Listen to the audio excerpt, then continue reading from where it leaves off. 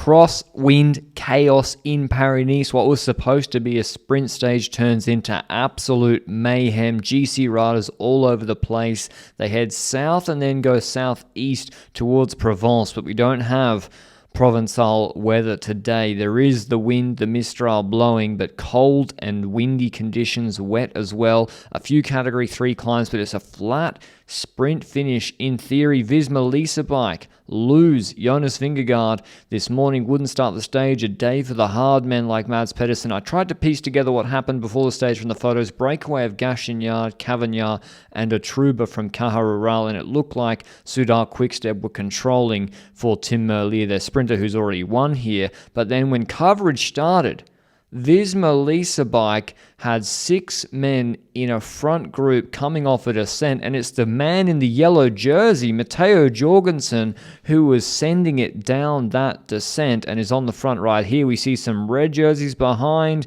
There's splits everywhere. Everyone's trying to figure out what's going on, and in fact, you can see it is mayhem. Gaps everywhere, splits everywhere on that descent. I tried to find this photo. I don't know if this is that descent where the gaps were already forming. Zangler spanks it. He's got a Feeney there, Hagenes, Campenarts, Lemon, and Jorgensen. But who else made it? I think it's Sobrero, not Lipovitz. Schachmann there, Tarling for Ineos Grenadiers. And there's a group of Ineos Grenadiers chasing just behind with, I think, Lipovitz in there as well. Remy Cavagnard was the last man from the breakaway, and the rest of the break had waited ahead. Schelmoser makes it too. So Schelmoser is in this group, but who's in the second chasing group? And it is pretty much the whole team of Ineos, but for Ben Swift.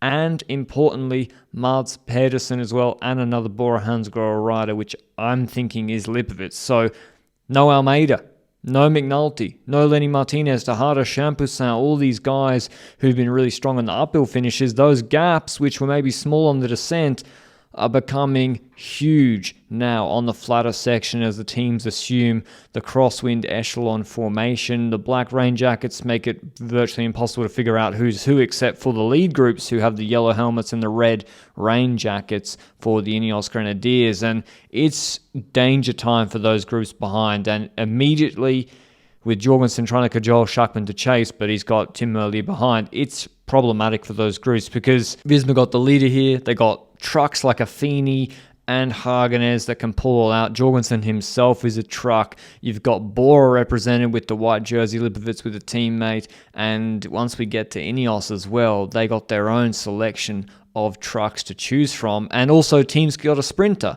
Ineos got Sam Watson. They got 3 guys that can go move up in GC, Foss, Sheffield, and Arensman, plus Tarling to pull all out. It's the same with Visma with Zangler and Jorgensen, as well as Little Trek got their GC leader Schelmoser, who I think Pedersen might have let the wheel go to on the descent to put him into Group 1, plus Pedersen himself to win the stage. Sivakov's chasing for UAE behind. We think this is the peloton. Little Trek, they got Dunhola there. They don't need to do anything. They got, as I said, everything solved with the right guys up the road. So it's Soudal Quickstep and UAE to solve it, but Narvaez, Milano, Sivakov, and Pollitt, even if they did get organised, even if they were on their perfect day, we've got world champions in time trial, Tobias Foss. We've got Mads Pedersen, who gets an incredible buff in the rain, as well as Tarling, a feat. Like, you're just not going to bring these guys back. They made this group for a reason. And so if the gap's already 1 minute, how is everyone behind going to get organised enough to ride faster than the group of the guys who were the strongest guys on the flat in the first place? So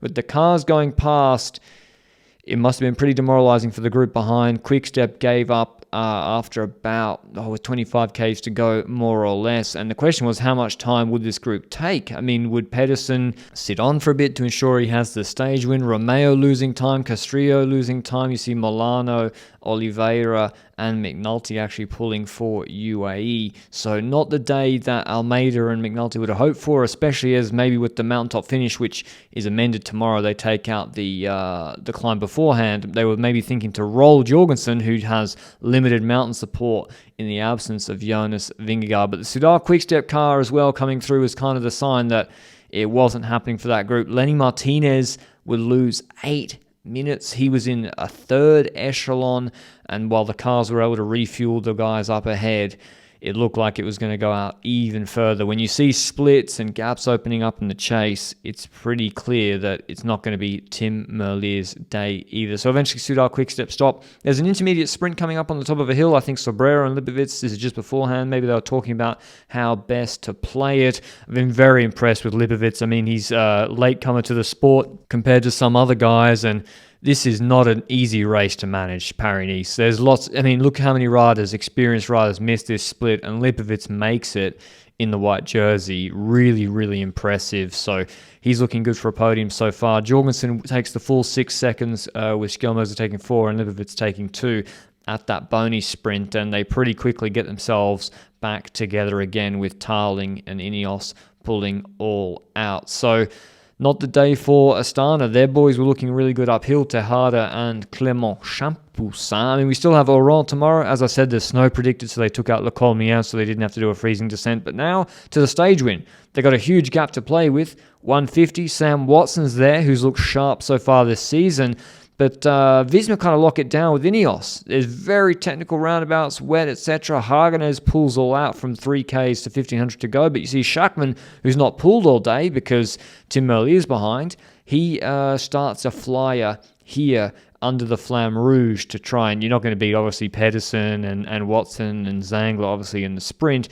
Ineos keep pulling, I think, with Jungels, and Schachmann goes, and Ineos shut him down. So all looking good for Pedersen. There's a corner at 500 to go. He slides up into the second wheel, takes it from Tarling. Schachmann gives him the lead out. Tarling has taken Pedersen's wheel from Zangler. Zangler looked good in the early sprints. Pedersen opens really, really early. Tarling on the wheel, 250, 300 to go.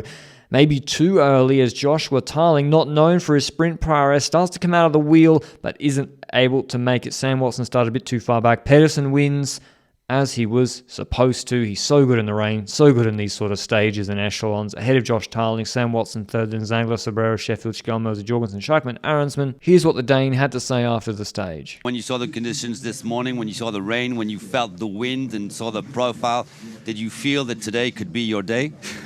I felt this would be a horrible day, you know. No one likes to to race in, 5-6 degrees and rain. So it was a tough day, and even that, you know, I just don't care when it's weather like this, but I really don't enjoy it. But you know, in the end, it's I enjoy it now after the race, and it's a victory in the pocket, so that's nice. But in terms of GC, Jorgensen solidifies his lead ahead of the UAE guys and the other good climbers who've put him in difficulty in some of the previous uphill finishes.